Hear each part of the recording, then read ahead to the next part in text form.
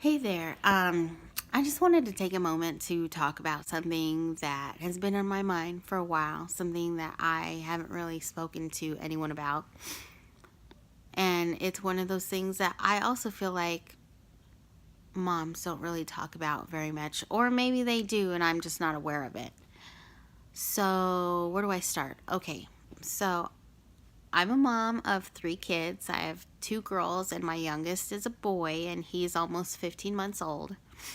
When I was pregnant with him, which was a little over a year ago, when he his pregnancy was rough, and one of the things that was most challenging about that pregnancy is he was a frank breech baby, which essentially is, you know how like when you have your feet out in front of you, like your legs straight out in front of you, and then you reach to touch your toes.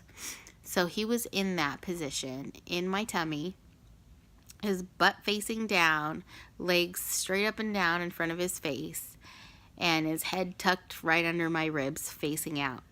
So there was no way, unless he turned, that I could have a natural childbirth. So we scheduled a C section. Well, he decided that a week before my scheduled C section, he wanted to make his arrival. He wanted to say hello to the world. So, no big deal. Show up to the hospital. I'm having contractions like 5 minutes apart. I let them know what the situation was and that I was a week early, that I had a scheduled C section. But the staff was amazing. The doctor that took care of me that day, she was amazing.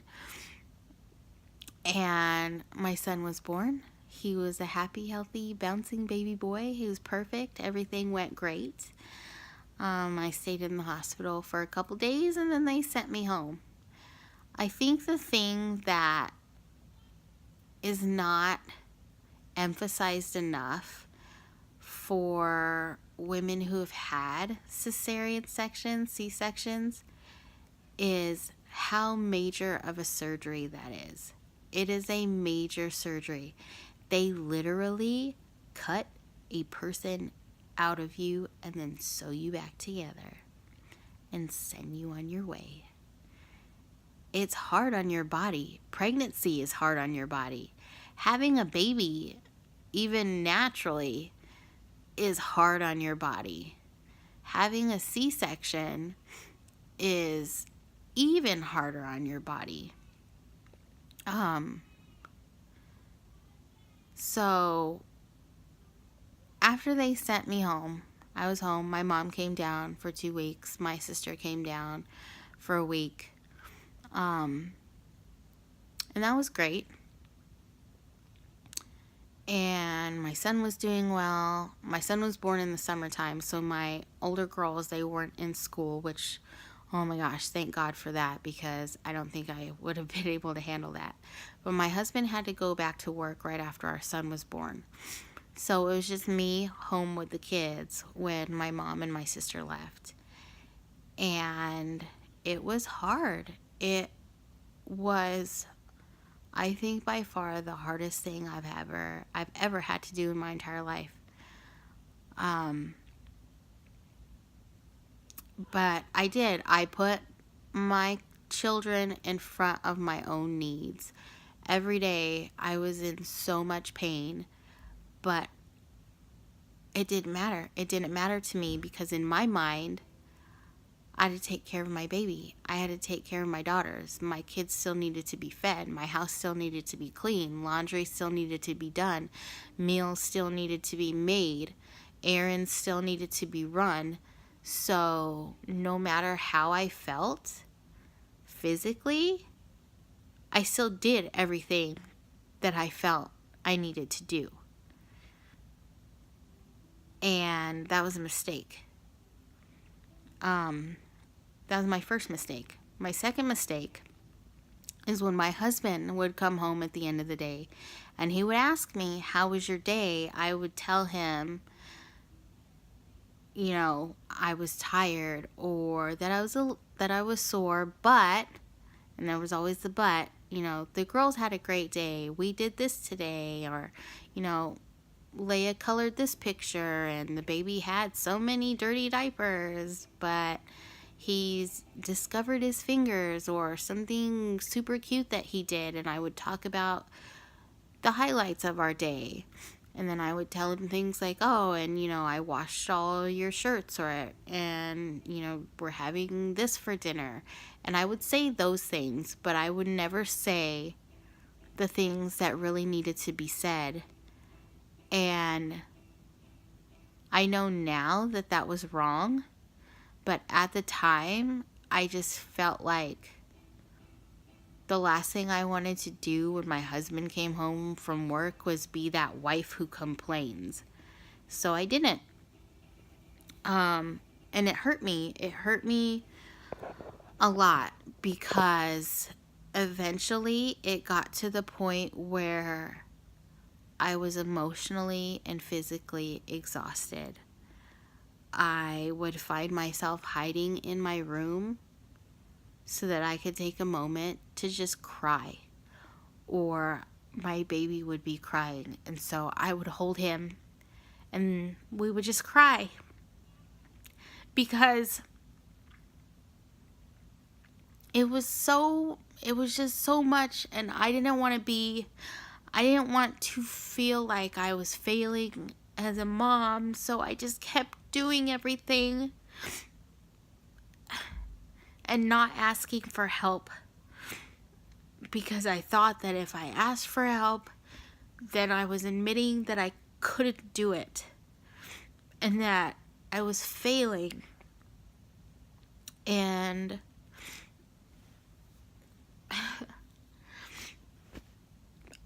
that was a mistake. It was a mistake for me to think that way. I think the breaking point for us is when I had to go back for my follow-up appointment with my OB, and my husband took me to that appointment, and my incision where I had my C-section was not looking so great. It was red. I had some discharge. My stitches were still there, and I remember having like some swelling, and I remember the nurse looking at me, and she said, "I know why your incision looks like that." And I said, "Okay, why?" She said, "Because you're doing too much." And she looked at my husband and she said, "Your wife is doing too much." She said, "You need help. You can't do everything by yourself. You can't do it all on your own." She goes, "And you can't tell me that you're not doing too much." She goes, "Because I'm looking at you, and there's no way that your incision would look like that unless you're doing too much. You're supposed to be resting. You're supposed to be letting your body heal. And I know that you're not." And that was like a huge wake-up call for, I think, the both of us. I didn't have anything to say. She said some other things, but basically she just kind of used her mom voice to tell us both what we already knew. The ride home was a really quiet one. I just kind of stared out the window. Nobody said anything. And then my husband dropped me off at home, and he went to work. We did end up talking about it later, and I didn't realize the weight of the feelings that I was ignoring, that I had bottled up inside. I had reached a point where not only was I depressed, I had resentment towards my husband for things that I didn't even talk to him about, which was my mistake. And I was angry. I was angry that I was doing everything by myself. I was angry that I was living in a house surrounded by people and I felt alone. I was sad because I felt like I wasn't able to do the things that I thought I should be able to do, that should come easy. And I think I was just, I don't know, like, I was in a really low place. And I'm glad I'm not there anymore. But it took a lot of talking, and I let my husband know how I felt and what I needed.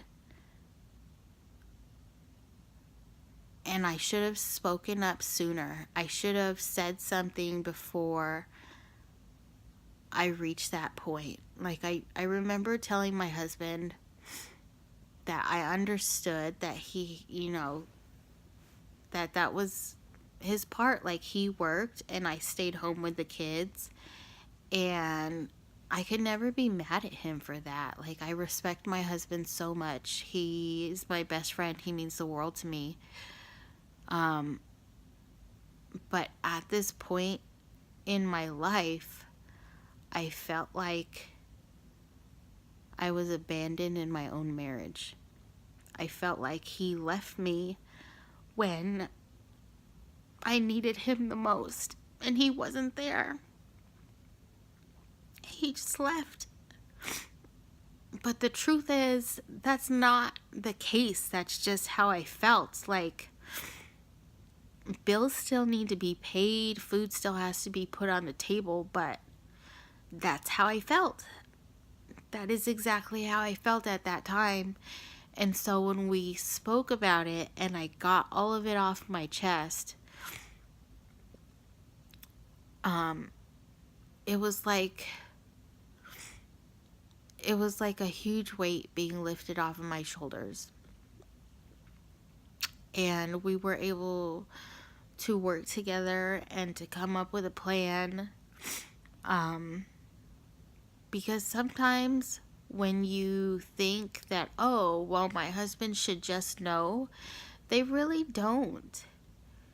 Especially when I know, for me, I wore like that fake smile all the time because I wanted everyone to just always think that everything was okay, that I was okay, because anything less, I felt like was me saying I can't do this. And in the world of social media, where everybody is constantly, it's like you live your life in a fishbowl where they can always see what's going on. You don't always see people post about things like that. Like, you don't see the pictures of the moms sitting on their bedroom floor holding their baby crying. Nobody posts those pictures on Facebook or Instagram.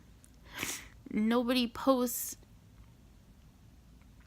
the pictures, hashtag, this is me waking up for the 6th time tonight with this colicky baby. LOL, I haven't slept in 3 weeks.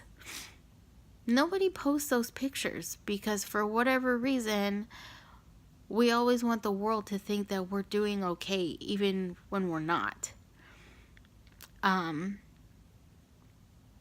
so I just wanted to share my story because the one major thing that my husband and I learned from this is that you have to talk to each other. You have to say how you feel, and you have to be able to communicate your needs, and you have to be able to say to each other, I need you, and I need your help. I need you to do whatever it is that you need them to do. Even if you don't know what that is, you have to at least be able to say, I need you to help me. I don't know how, but I know that I do. Because at least that's a start. Because if you can't talk to the person that you made babies with, that's a problem. That's a problem in itself that needs to be addressed. And we also learned that communication, conversing with your spouse, is also a really intimate thing. Like when you get past the surface conversations of, oh, hey, how was your day? I mean, like really get deep down in there and talk about your feelings and your thoughts on a day-to-day basis and how your day really went, other than, oh, it was fine and, the normal, we did this, that, and the other, and everything's hunky-dory and great. I mean, when you really talk about it and you bare your soul to your spouse in that way, it's so, I don't even know how to explain it. It feeds your soul in a way that you probably didn't even know that you needed. It's a good thing. So talk to your spouse and don't be afraid to ask for help. And if you know somebody who just had a baby, don't wait for them to call you and tell you they need help. Just show up. Just show up, because they'll never ask. If they're anything like me, stubborn and hard-headed, it's not enough to say, hey, if you need anything, let me know. Because they're not going to. Just show up. Show up with dinner. Show up with coffee and start folding some laundry. Just show up. Show up and say, hey, I came to hold your baby and play with your kids so you can go take a bath. Just show up for people in your life. If, the ones that you love and care about, just show up. That's all you got to do. I love you all. Thanks for listening to this. I don't know if it made sense or if it didn't make any sense at all. Either way, if you have a comment or a story of your own you would like to share, please do so in the comments. I hope you all have a wonderful rest of your week. Thanks for stopping by.